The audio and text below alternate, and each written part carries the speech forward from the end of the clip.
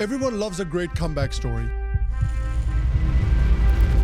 You know, India against England in the NatWest Series final in 2002, Ganguly getting revenge after Flintoff took off his shirt to mock India in Mumbai, and now, Donald Trump. Thank you very much. Wow. Donald Trump has won the state of Wisconsin, which means he is the winner of this race and will return to the White House as this country's 47th president. Donald Trump will be the 47th president of the United States of America. That Donald Trump will become the 47th president of the United States. I am the chosen one.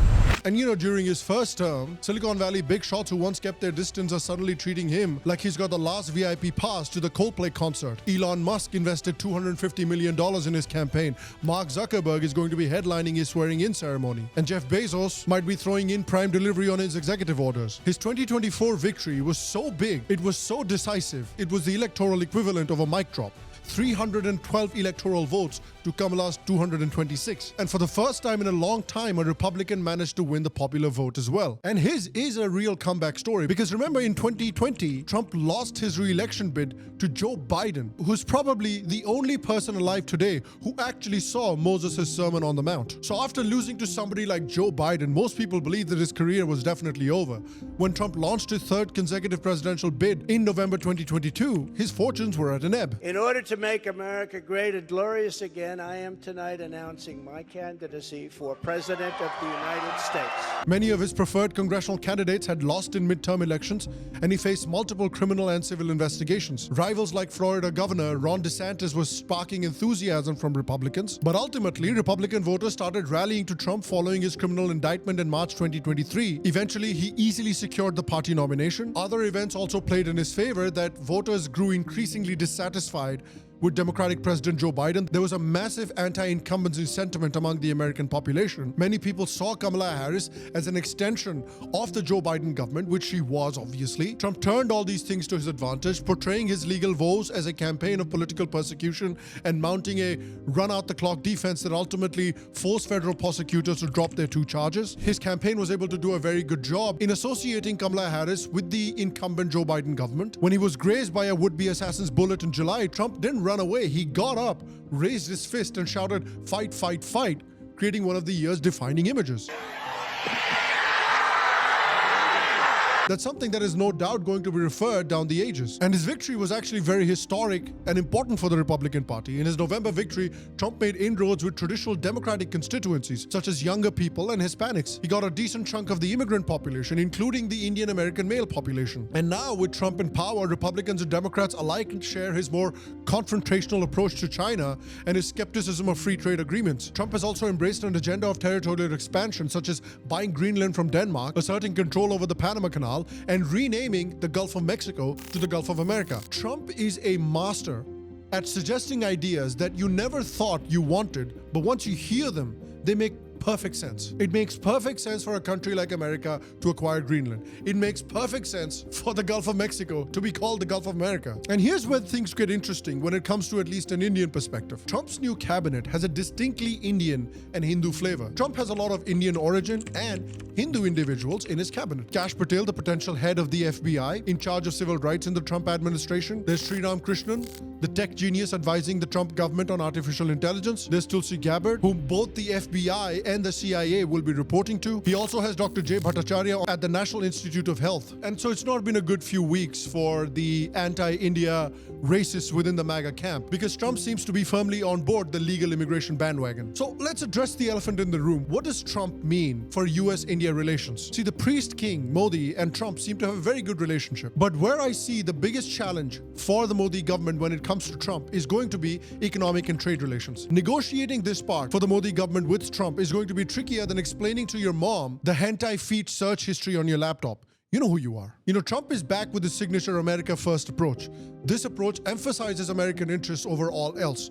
often leading to protectionist measures against countries like India. Trump emphasizes domestic production, reduced reliance on imports, and raising tariffs on foreign goods. Since the start of his first presidential campaign, Trump has aggressively voiced this sense of grievance and repeatedly promised to protect US interests by adopting policies that favor these things. On top of that, the US-India trade surplus is already a sore point for Washington. India exports way more to the US than it imports, making it one of the few countries actually benefiting from this trade relationship. But with Trump's obsession with tariffs, India could face punitive measures, cue higher prices for American goods, and more strained relations. If Trump goes nuclear on China with higher tariffs, India might have to follow suit to prevent cheap Chinese imports from flooding its markets. And what happens when India hikes those tariffs? Higher costs across the board. Includes everything from electronics to the chai kettle. And if Trump gets his way, tariffs on Indian goods could skyrocket. On IT, textiles, pharmaceuticals, three industries where India shines. Specifically, we're talking about custom duties on key exports worth $75 billion. Trump's administration has repeatedly criticized countries, including India, for unfair trade practices, notably in sectors such as information technology and pharmaceuticals. According to trade experts, Trump administration could impose tariffs as high as 10%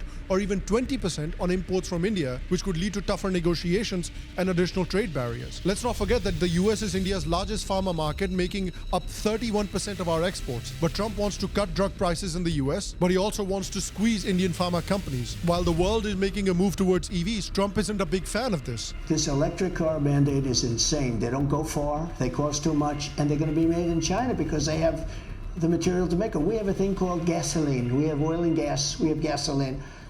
And that's what people want for the most part. This puts Indian EV component exporters in a pickle as well. India has been making serious moves in EV tech, with companies like Tata Motors and Ola Electric leading the charge.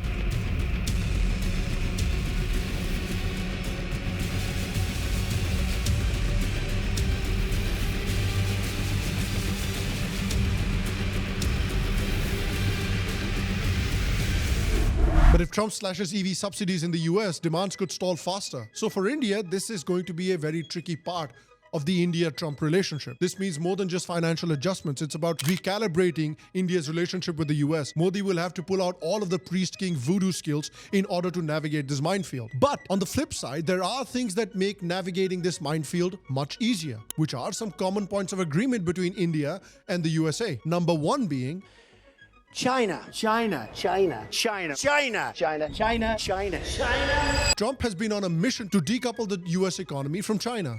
China has been spending trillions of dollars to take over the crown jewels of the United States economy, and they are doing that.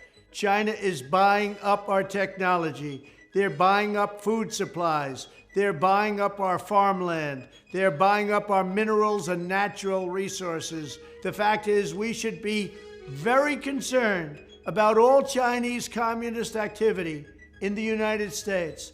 As I have long said, economic security is national security. China does not allow American companies to take over their critical infrastructure. Trump wants to move manufacturing out of China, and which is where India has a golden opportunity to slide into China's shoes as the world's manufacturing hub, or at least America's manufacturing hub. India has the opportunity to be that creepy friend who hears about your breakup and immediately texts your girlfriend, hey, you want to hang out and talk about it? And honestly, it's working. Apple has already started moving out some of iPhone production to India. Reports say US investments in India could skyrocket, which is good news for India, except for one thing, that the Americans will still have to deal with India's infamous bureaucracy. Imagine American CEOs trying to deal with Indian babus. This is them after one meeting. You think you know pain, he will make you long for something sweet as pain. So the problem is that we have these self-entitled babus blocking everyone's way while countries like Bangladesh and Vietnam are busy stealing India's lunch. So India will have to make some big changes in its bureaucracy, because the Americans aren't just going to give these manufacturing jobs to India because the Indians are pretty, which they are, but something's got to give. If India does play its cards right, we could see a manufacturing boom, more jobs, stronger ties with the US. Analysts predict that if India can get its shit together, India could capture 20% of China's manufacturing market in the next decades, which is a big deal. USA also just followed India's lead in essentially banning TikTok. TikTok has gone offline in the United States as of late Saturday night, January 18th. Users attempting to access the app were greeted with the message stating that a law banning TikTok has been enacted, rendering the services temporarily unavailable. April. The ban stems from a law passed by Congress in April 2024, which required ByteDance, TikTok's Chinese parent company, to sell the app's US operations or face a ban. The American government fears that the Chinese government could access Americans' data through TikTok's parent company due to Chinese laws requiring companies to cooperate with intelligence gathering. The US government also argues that China could potentially use TikTok to covertly manipulate content seen by American users, influencing public opinion and potentially spreading dangerous disinformation in America, which they're already doing. Within the 5 pandemic years, China has turned half of the American youngsters into Hamas supporters, which is an incredible foreign policy win for China. TikTok had approximately 170 million active monthly users in the US, and TikTok could potentially lose 30% of its projected global advertising revenue for 2025 if this ban actually goes through. And India was way ahead of the curve on this one, like telling the whole world about Pakistan before the UK found out firsthand. Another point of agreement is H-1B. During Trump's first term, he actually implemented several immigration policies that significantly impacted the US and international communities. From this day forward, it's going to be only America first. America first. There was obviously the policy of reducing immigration from certain Muslim countries, but there was also a policy of restricting H-1B applications. So the H-1B visas are visas for skilled immigrants under which many Indians get their visas to live in India. Now, under Trump, the H-1B denials were very high. The denial rate under Biden was around 4%, whereas under Trump, it was 24% in 2018 and 21% in 2019. Now, this had negative effects on US economy as well, which means that more skilled workers moving to other countries than the US. Companies faced higher operational costs due to increased scrutiny and restrictions on visa approvals, affecting their ability to deploy talent effectively. And so it seems that Trump has had a change of heart when it comes to the H-1B visa program, which was a bit of a point of contention between India and the US. Trump has recently expressed support for the H-1B visa program, emphasizing the need for smart people to contribute to the US economy. In fact, Trump has even talked about expanding the H-1B program and getting more skilled workers into the country. This stance aligns with tech industry leaders like Elon Musk, Vivek Ramaswamy, Zuckerberg, who advocate the program's role in attracting global talent. Vivek Ramaswamy and Elon Musk both made long posts on X on how their businesses rely on H-1B workers. However, within the MAGA coalition, there is a debate. Some members, let's call them racist MAGA, are desperately opposed to the program. MAGA has gone racist against J.D. Vance's Indian wife. J.D. Vance's wife, Usha Vance, is of Indian origin. Makes no difference to me, but apparently much of MAGA does not like it. Cockroaches and parasites wiping cow dung on their face and then like sleeping with white men's wives, you know, because, oh, well, he's a doctor and I could have a better life over here. Fat, fupa, stinky, like disgusting cow dung ridden dot head Indian that will never assimilate into your culture ever. They brush their teeth with this stuff. They eat soup that's this stuff. They're disgusting, parasitic people. I still would not have voted for you because you're an Indian. Back to India. Why? We don't want you here. We don't want you here. If they do so great in your country, then stay there. Oh, what the fuck? Can you get your eyebrow? Can you get your eyebrow? Get your eyebrow? Let me get your eyebrow. Come on, Ashley. But tech MAGA, like Elon, Vivek, Trump, Zuckerberg, seem to be on the other side. Trump seems to be on tech MAGA's side. So that is good news for India-US relationship as well. Trump has also been against the deep state. Remember, it was this deep state that controlled the US government under Biden and undertook many steps to destabilize India, just because India did not divorce themselves from Russia after the Russia-Ukraine war. They carried out a violent regime change operation in Bangladesh and installed an anti-India Islamist government there. They've been using their NGOs to foment discontent and societal troubles in India during the farmers' protests. We've seen various reports from their media organizations and their democracy indices and their freedom indices basically labeling India a country of concern and labeling India not a free democracy. But Trump is deeply against this deep state. In fact, Trump has an ambitious plan to overhaul the deep state. So does Elon Musk, basically Trump's right-hand man. Vivek Ramaswamy, who has also promised to shut down the deep state. Another point of agreement between India and the US is defense and strategic cooperation. Let's start with the Indo-Pacific. Trump is very interested in any growing Chinese dominance in the Indian Ocean, and India obviously stands to benefit from Trump's desire. Now, incoming US President Donald Trump's next target is China. There were big clues about what Trump's China policy would look like. when Marco Rubio, Trump's nominee for Secretary of State, appeared before U.S. senators for his confirmation hearing on Wednesday. Let's remember the Quad Alliance initiatives and joint military exercises like Malabar involving India, the US, Japan, and Australia. The US has already shifted its focus from the Asia-Pacific region to the Indo-Pacific region, making India a key player in its geopolitical chess matches. Another thing that will endear India to Trump is India's key purchases under Trump: 72,000 six-hour assault rifles, Apache helicopters, Romeo Seahawk helicopters. Trump has been a big supporter of Israel and an opponent of global jihadism and its sponsors like Iran and Pakistan. Trump was one of the few deeply anti-Pakistani presidents the US has had in many decades. Trump had supported India after the Pulwama attack. Trump had supported the surgical strike. He supported the abrogation of Article 370. Under Trump, we saw stronger intelligence sharing and diplomatic backing for India's anti-terror activities. And Trump 2.0 is expected to go along the same lines. It's expected to push for deeper defense cooperation without treating it as a purely transactional deal. There are also plans for manufacturing GE F414 engines for the Tejas